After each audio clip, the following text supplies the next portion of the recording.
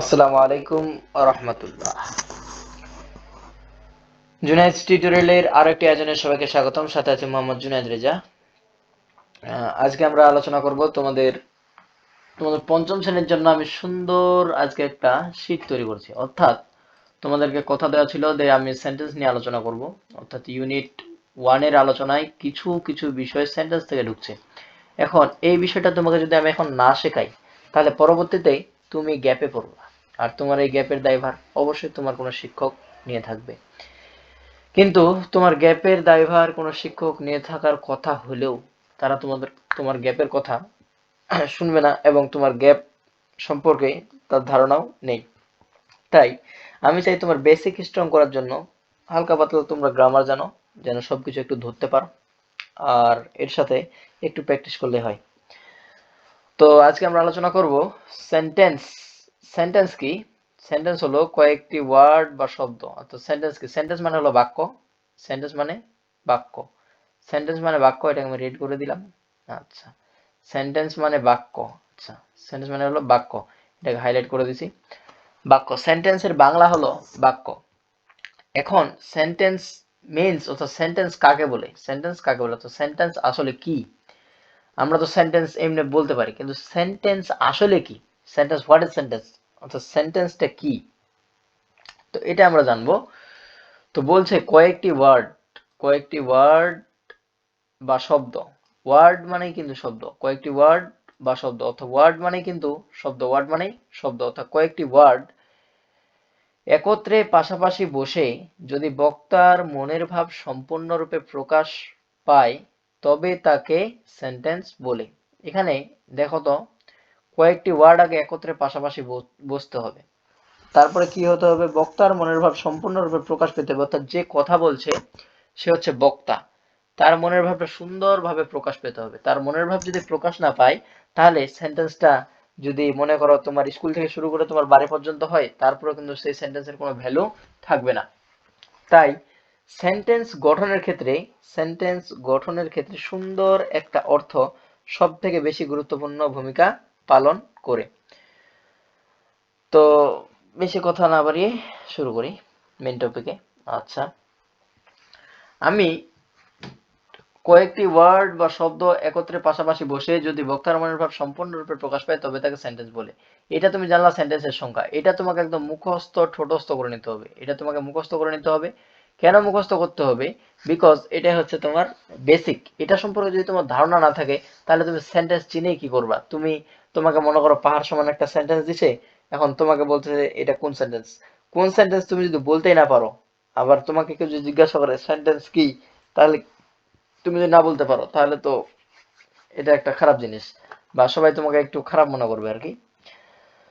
তো দেখো, কয়েকটি ওয়ার্ড বা শব্দ একত্রে পাশাপাশি বসে যদি বক্তার মনের ভাব সম্পূর্ণরূপে প্রকাশ পায়, তবে তাকে সেন্টেন্স বলে। আচ্ছা, সেন্টেন্স বলে।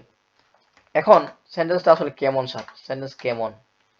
সেন্টেন্স আসলে জিনিসটা কেমন এইটুকু একটু দেখি। এক্সাম্পল, এক্সাম্পল মানে উদাহরণ। মানে ইংরেজি ভার্সনে একটু কেঁপে যেও না আর কি, একটু মনের মধ্যে একটু কনফিডেন্স রাখো যে আমি পারবো, এমন একটা মনোভাবনা যদি নিয়ে থাকো, তাহলে অবশ্যই তুমি পারবা। এখন ছিলাম সেন্টেন্সে, এখন আমি এখানে সুন্দর করে একটা উদাহরণ দিতে পারি, সুন্দর করে একটা উদাহরণ দিতে পারি। উদাহরণটা কেমন? মনে করো, আমি এখানে দিলাম you should, you should go. আচ্ছা, এটা কঠিন বাক্য হয়ে যাচ্ছে, একটা সহজ বাক্য দিই। কি দিব? দিলাম Ripon. Ripon, Ripon is a student. দেখো, এখানে তোমাকে আমি প্রমাণ করে দিই। এর প্রমাণটা কেমন করে করব? কয়েকটি ওয়ার্ড দেখো তো, কয়েকটি ওয়ার্ড একসাথে বসছে কিনা? কয়েকটি ওয়ার্ড একসাথে বসছে। তাহলে প্রথম সত্য আমাদের ফিল আপ। প্রথম সত্য কি? কয়েকটি ওয়ার্ড একত্রে পাশাপাশি বসে, কয়েকটি ওয়ার্ড একত্রে পাশাপাশি বসছে। তারপরে কি? যদি বক্তার মনের ভাব, কার মনের ভাব? যদি বক্তার মনের ভাব সম্পূর্ণরূপে প্রকাশ পায়, তবে তাকে কি বলে? সেন্টেন্স বলে। বক্তার মনের ভাবটা সম্পূর্ণরূপে প্রকাশ পেতে হবে, তাহলে তাকে সেন্টেন্স বলে। আচ্ছা, তাহলে বক্তার মনের ভাবটা এখন কিভাবে প্রকাশ পাবে স্যার? এইটুকু একটু মাথায় রাখো। দেখো তো কয়েকটি ওয়ার্ড একত্রের পাশাপাশি বসছে, কিন্তু এখানে কি বক্তার মনের ভাব সম্পূর্ণরূপে প্রকাশ পেয়েছে? অবশ্যই পেয়েছে, অবশ্যই পেয়েছে। যেহেতু এখানে বক্তার মনের ভাব সম্পূর্ণরূপে প্রকাশ পেয়েছে, তাই এটা হচ্ছে সেন্টেন্স। আবার এই সেন্টেন্সটাকে যদি আমরা এবার এভাবে লিখতাম, Ripon Ripon I student, Ripon I student is, এটা কি কোনোভাবে সেন্টেন্স হতে পারতো? এটা কি কোনোভাবে সেন্টেন্স হতে পারতো? সেন্টেন্সের জন্য একটা নির্দিষ্ট সিকোয়েন্স তোমাকে রিকোয়ারমেন্ট করতে হবে, নির্দিষ্ট নির্দিষ্ট সিকোয়েন্স একটা তোমাকে ফিল আপ করতে হবে। এইটা যদি ফিল আপ না করতে পারো, এটা আমি রেড করে দিলাম, কারণ এটা রং। এটা আমি রেড করে দিলাম, কারণ এটা রং। দেখো, আমি যখন এটা লিখছি তখন দেখো নিচে কিন্তু একটা আন্ডারলাইন চলে আসছে, কারণ এটাকে কিন্তু গ্রামারও বলতেছে যে এটা ভুল। তাহলে সেন্টেন্স সেন্টেন্স হওয়ার জন্য শর্ত কয়টা? সেন্টেন্স হচ্ছে শর্ত হচ্ছে দুইটা। কয়েকটি ওয়ার্ড বা শব্দ, অর্থাৎ ওয়ার্ড বা শব্দ, অর্থাৎ গ্রুপ অফ ওয়ার্ড, ওয়ার্ড বা শব্দ একত্রের পাশাপাশি বসতে হবে। তারপরে কি করতে হবে? তারপরে মনের ভাব সম্পূর্ণরূপে প্রকাশ পেতে হবে। তাহলে তাকে কি বলা যাবে? তাহলে তাকে সেন্টেন্স আমরা বলতে পারবো। এবার আসি আমরা সেন্টেন্সের প্রকারে। সেন্টেন্সের প্রকারে কি বলছে দেখো তো একটু। অর্থের উপর ভিত্তি করে, অর্থের উপর ভিত্তি করে, কিসের উপর ভিত্তি করে? অর্থের উপর ভিত্তি করে। অর্থাৎ অর্থের উপর ভিত্তি করে সেন্টেন্স হলো 5 প্রকার। অর্থের উপর ভিত্তি করে সেন্টেন্স, আচ্ছা, অর্থের উপর ভিত্তি করে সেন্টেন্স 5 প্রকার। এটা কিন্তু তোমাকে বলতেছে অর্থের উপর ভিত্তি করে। সেন্টেন্সের আরো কিছু প্রকার আছে, সেটা হচ্ছে গঠনগত দিক থেকে। গঠনগত দিক থেকে সেন্টেন্স 3 প্রকার। এটা তুমি যখন 6 উঠবা তখন সুন্দরভাবে বুঝতে পারবা। এখন তুমি 5 এর স্টুডেন্ট, আমি 5 এর স্টুডেন্ট মনে করে তোমাকে পড়াচ্ছি, এই জন্য আমি এইটুকু খালি আমি এটা রেড করে দিই। এটা 5 নাম্বারের, এটা মনে রাখবা। অর্থের উপর ভিত্তি করে সেন্টেন্স হচ্ছে 5 প্রকার। Assertive sentence, interrogative sentence, interrogative sentence না, আচ্ছা, sentence, interrogative sentence, sentence, sentence না দিলে ভুল হবে। Interrogative sentence, assertive sentence, interrogative sentence, তারপর কি বলছে? ইম্পারেটিভ সেন্টেন্স, তারপর কি বলছে? অপটেটিভ সেন্টেন্স, তারপর বলছে এক্সক্লামেটরি সেন্টেন্স। অনেক সময় এখানে আমি যখন পড়েছি তখন আমাকে শেখানো হয়েছে অ্যাসারেটিভ সেন্টেন্স। দেখো তো, এটার কি কোনোভাবে অ্যাবিলিটি আছে যে এটা অ্যাসারেটিভ হবে? এটার কোনোদিনও অ্যাবিলিটি নাই যে এই জিনিসটা অ্যাসারেটিভ সেন্টেন্স হবে। এটা সবসময় অ্যাসার্টিভ হবে। কারণ দেখো, অ্যাসারেটিভ যখন আমি বলবো তখন এই আর এর পরে একটা এ নিয়ে আসতে হবে, তাহলে সেটা হবে অ্যাসারেটিভ। আর এই আর এর পরে এ নিয়ে আসাটা যাবে না, অ্যাসারেটিভ কোনোদিন হয় না, সেটার নাম হয় অ্যাসার্টিভ। কি নাম হয়? অ্যাসার্টিভ। অ্যাসার্টিভ জীবনও হয় না। এখানে অ্যাসার্টিভ সেন্টেন্স এর কিছু নাম আছে। অ্যাসার্টিভ সেন্টেন্সের কিছু নাম কেমন? এই সেন্টেন্সের একটা নাম হলো, এটা হচ্ছে ডিক্লারেটিভ সেন্টেন্স, স্টেটমেন্ট, অর্থাৎ statement, S T A T, statement, statement মানে উক্তি। আবার এটারই একটা নাম আছে, এটা হচ্ছে declarative sentence, T C L A R A T I V, declarative sentence বা সম্মতিমূলক বাক্য, বিবৃতিমূলক বাক্য। এখন এই সেন্টেন্সটাকে যে আমরা চিনবো স্যার, এই সেন্টেন্সটা আমি চিনার আগে আমাকে এগুলো মুখস্থ করতে হবে। তাই তোমার কাছে আমার অনুরোধ, তুমি এগুলো সুন্দরভাবে, যদি তোমার আওতায় না থাকে, বানান সব মুখস্থ করবা। Assertive sentence, interrogative sentence, imperative sentence, optative sentence, and last one is exclamatory. এ বাবা, এটা আবার ওদিকে কেন গেছে? আচ্ছা, এটা আমি সুন্দর করে এক পেজে নিয়ে নিই। আহা, থাক, যে যেখানে ছিল সেখানে থাক। সুন্দর। আচ্ছা, এটা হচ্ছে এক্সক্লামেটরি সেন্টেন্স। আচ্ছা, আজকের জন্য শুধু সংজ্ঞা, অর্থাৎ আজকে শুধুমাত্র আমরা সংজ্ঞা জানবো। কেন সংজ্ঞা জানবো? একদিনে তোমাকে যদি, হ্যাঁ মনে করো একদিন তোমাকে আমি অতিরিক্ত পরিমাণ খাওয়াই দিলাম, তারপর আর তোমাকে আমি 8-10 দিন খাইতে দিলাম না, তাহলে কি তোমার স্বাস্থ্য ঠিক থাকবে? অবশ্যই না। কেন ঠিক থাকবে না? কারণ একদিনে অতিরিক্ত খাওয়ার থেকে ধীরে ধীরে আস্তে আস্তে খাওয়াটা অধিক পরিমাণ উপযোগী। এর ফলে তোমার শরীরের কোনো ক্ষতি হবে না, শরীরের পুষ্টি উপাদানটা কাজে আসবে। এখন তুমি যদি অধিক পরিমাণে খেতে শুরু করো, একদিনে যদি অধিক পরিমাণে খেয়ে নাও, তাহলে অবশ্যই তোমার পেট খারাপ করবে। তাই আজকের জন্য শুধু সংজ্ঞা জানবো। দেখো তো, assertive, assertive, assertive, assertive assertive কি বলতেছে? অ্যাসার্টিভ বলতেছে যে যে সেন্টেন্স দ্বারা যে সেন্টেন্স দ্বারা কোনো উক্তি কোনো উক্তি যে সেন্টেন্স দ্বারা কোনো উক্তি যে সেন্টেন্স দ্বারা কোনো উক্তি বিবৃতি বা বর্ণনা দেওয়া বোঝায় যে সেন্টেন্স দ্বারা কোনো উক্তি বিবৃতি বা বর্ণনা দেওয়া বোঝায় যে সেন্টেন্স দ্বারা কোনো উক্তি বিবৃতি বা বর্ণনা দেওয়া বোঝায় তাকে বলা হয় অ্যাসার্টিভ সেন্টেন্স। যে সেন্টেন্স দ্বারা কোনো উক্তি বিবৃতি বা বর্ণনা দেওয়া বোঝায় তাকে বলা হয় অ্যাসার্টিভ সেন্টেন্স।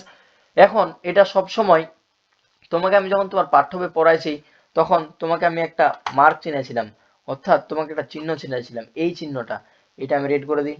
এর অনেক পাওয়ার, তুমি মনে করতে পারো এটার কোনো পাওয়ার নেই, তবে এর অনেক পাওয়ার। এর পাওয়ার এমন যে একটা সেন্টেন্সকে এ ইম্পারেটিভ থেকে অর্থাৎ একটা ফরম্যাট থেকে আরেকটা ফরম্যাটে নিয়ে আসতে পারে। এটা হচ্ছে ফুল স্টপ, এটা আমি শিখাইছি। ফুল স্টপ থাকলে সেটা কোন সেন্টেন্স হয়? ফুল স্টপ থাকলে অ্যাসার্টিভ সেন্টেন্স হয়। এখন অ্যাসার্টিভ সেন্টেন্সের জন্য দেখো তো, এই যেহেতু বর্ণনা প্রকাশ করবে, এ বলছে সামিম ইজ আ স্টুডেন্ট, অর্থাৎ সামিম হচ্ছে একজন ছাত্র। শামীমের সম্পর্কে বর্ণনা দিচ্ছে। শামীম কি? শামীম ছাত্র। You are a good boy. এখানে আমি মারাত্মক একটা ভুল করছি কি, শেষে আমি এই ফুল স্টপ দেইনি। আর মনে রাখবা, ফুল স্টপ যদি কোনো বাক্যের শেষে না থাকে আর সেটা যদি অ্যাসার্টিভ সেন্টেন্স হয় তাহলে সেটা 100% ভুল। ফুল স্টপ না থাকলে সেটা অ্যাসার্টিভ সেন্টেন্স বলে গণ্যই হবে না। তাই বলে ফুল স্টপ মানে সবসময় অ্যাসার্টিভ এমনটা না, দেখাচ্ছি। তো এটা শুধু সংজ্ঞাটা সুন্দরভাবে মুখস্থ করে নেবা, পরবর্তী দিন আমরা বিস্তারিত জানবো। এবার দেখো ইন্টারোগেটিভ। ইন্টারোগেটিভ ইন্টারোগেটিভ কেমন? ইন্টারোগেটিভ হলো, তোমাকে হয়তো বিভিন্ন সময় বিভিন্ন ধরনের প্রশ্ন করে থাকে। এই প্রশ্নগুলোই হচ্ছে ইন্টারোগেটিভ সেন্টেন্সের মেইন থিম। এই প্রশ্নগুলো হচ্ছে ইন্টারোগেটিভ সেন্টেন্সের মেইন থিম। এটাকে আমি হাইলাইট করে দিলাম। এই প্রশ্নগুলো হচ্ছে ইন্টারোগেটিভ সেন্টেন্স এর মেইন থিম। কেন মেইন থিম এইটুকু একটু মনে রাখবা। এখানে একটা ব্যাপার আছে। ব্যাপারটা কেমন দেখো, এ কিন্তু সবার থেকে আলাদা, এর চিহ্নটাও আলাদা, এর লোগো আলাদা। তোমাদেরকে আমি যখন তোমার মূল বই পড়াইছি তখন দেখো সেখানে আমি তোমাকে এই চিহ্নটা অবশ্যই পড়াইছি, যার ফলে তোমার এখন বুঝতে সমস্যা হচ্ছে না যে এই চিহ্ন যদি কোনো সেন্টেন্সের শেষে থাকে সেটা 100% কোন sentence? Interrogative sentence. Do you know me? তুমি কি আমাকে চেনো? What is your name? তোমার নাম কি? এই হোয়াট ইজ ইউর নেম কে বর্তমানে কিভাবে লেখা হয় জানো কি তুমি? হোয়াট ইজ ইউর নেম কে বর্তমানে লেখা হয় এখানে একটা অ্যাপোস্ট্রফি, না না এটা না, এটা এইভাবে লেখা হয়, হোয়াটস ইউর নেম? তোমার নাম কি? এটা পাবা মূল বইয়ে, আরো পাবা। ইম্পারেটিভ সেন্টেন্স, যে সেন্টেন্স দ্বারা আদেশ উপদেশ, কি কি বোঝাবে? আদেশ উপদেশ নিষেধ নিষেধ করা, অর্থাৎ যে সেন্টেন্স দ্বারা আদেশ উপদেশ নিষেধ করা বোঝায় তাকে বলা হয় ইম্পারেটিভ সেন্টেন্স। কোন সেন্টেন্স? Imperative sentence. এই সেন্টেন্সের কোনো কাজ নেই, এর খালি কাজে হইলো এ সর্বদা কি করবে? এ সর্বদা একটা এ সর্বদা একটা স্টেটমেন্টকে ইম্পারেটিভ করবে, অর্থাৎ জোর করবে। দেখো তো, don't run in the sun, রোদ্রে দৌড়াদৌড়ি করিও না। যখন তুমি পরে কোনো কিছু ফিল করবা যে হ্যাঁ এ আমাকে ফোর্স করতেছে, তাহলে 100% মনে করে নিবা এটা হচ্ছে ইম্পারেটিভ সেন্টেন্স। আবার imperative sentence, please open your book, তোমাকে আমি বলছি যে তোমার বইটা খোলো, দয়া করে তোমার বইটা খোলো। এই যে আদেশ উপদেশ নিষেধ বিনয় নম্রতা, যেই সেন্টেন্সের অংশ, এটা হচ্ছে ইম্পারেটিভ সেন্টেন্স। কোন সেন্টেন্স? Imperative sentence. এবার অপটেটিভ, সুন্দরভাবে মুখস্থ করে নিতে হবে এগুলা। যে সেন্টেন্স দ্বারা আশীর্বাদ বা প্রার্থনা করা বোঝায়, অর্থাৎ যে সেন্টেন্স দ্বারা আশীর্বাদ বা প্রার্থনা করা বোঝায় তাকে বলা হয় কোন সেন্টেন্স? তাকে যে সেন্টেন্স দ্বারা আশীর্বাদ বা প্রার্থনা করা বোঝায় তাকে কোন সেন্টেন্স বলে? যে সেন্টেন্স দ্বারা আশীর্বাদ বা প্রার্থনা করা বোঝায়, আহা এটা ব্ল্যাক হয়ে গেছে, আমি একটু এটা ঠিক করি। আচ্ছা, আবার কেন হয়ে গেল এটা? একটু আমি ক্লিয়ার করি। আচ্ছা, অর্থাৎ যে সেন্টেন্স দ্বারা আশীর্বাদ বা প্রার্থনা করা বোঝায় তাকে অপটেটিভ সেন্টেন্স বলে। অপটেটিভ সেন্টেন্সের উদাহরণগুলো দেখো, সবসময় তোমার জন্য ভালো কিছু ডিজায়ার করবে। Wish you make a good result, আশা করি তুমি একটা ভালো ফলাফল তৈরি করবে। লং লিভ আওয়ার হেডমাস্টার, আমাদের প্রধান শিক্ষক দীর্ঘজীবী হোক, অর্থাৎ কাউকে প্রার্থনা করছো, কারো সম্পর্কে কোনো কিছু উক্তি করছো, এটাই হচ্ছে অপটেটিভ সেন্টেন্স। এক্সক্লামেটরি সেন্টেন্স, যে সেন্টেন্স দ্বারা মনের আবেগ প্রকাশ পায় তাকে এক্সক্লামেটরি সেন্টেন্স বলি। অর্থাৎ যে সেন্টেন্স দ্বারা মনের আবেগ, হঠাৎ আকস্মিক দুঃখ, কান্না, রস্য, ঘৃণা প্রকাশ পাবে সেটা হচ্ছে exclamatory sentence. Exclamatory sentence. হুররা, we have won the game. হুররা, we have won the game. দেখো এই চিহ্নটা তোমার কাছে হয়তো চেনা চেনা লাগছে, কারণ যখন আমি তোমাকে পাঠ্য বই পড়িয়েছি তখন তুমি কিন্তু এই চিহ্নটা সম্পর্কে জেনেছো। এই চিহ্ন যখনই থাকবে তখন সেটা হয়ে যায় কোন সেন্টেন্স? Exclamatory sentence. এটা একটু মনে রাখবা। তো ইনশাআল্লাহ পরবর্তী দিন থাকছে বিস্তারিত। আজকে এইটুকুই। আজকে এই পর্যন্তই। একদিনে অধিক পরিমাণ খাওয়ার থেকে আস্তে আস্তে খাওয়া অধিক উপযোগী। তো এই বলে এখানে শেষ করছি। তোমরা সবাই ভালো থেকো, সুস্থ থেকো, সবার জন্য শুভকামনা। আসসালামু আলাইকুম ওয়া রাহমাতুল্লাহ।